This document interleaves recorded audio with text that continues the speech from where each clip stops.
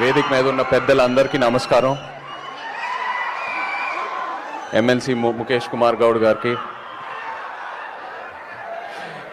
మీ energy, మీ అరుపులు, మీ కేకలు చూస్తూ ఉంటే జోష్ సినిమాలో నా డైలాగ్ గుర్తుకొస్తుంది. చెప్తే వినేవాడు స్టూడెంటే కాదు.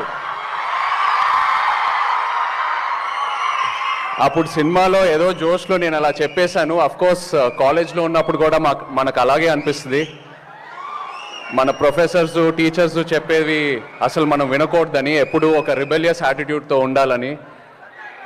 బట్ అది కాలేజ్ బయటికి వచ్చిన తర్వాత, నేను నా లైఫ్ జర్నీ స్టార్ట్ చేసిన తర్వాత, నాకు ఎప్పుడూ నా ప్రొఫెసర్స్, నా టీచర్స్ చెప్పే పాటలే గుర్తుకొస్తూ ఉంటుంది. Because I feel college is the most protected environment. College and schools are the most protected environment for us.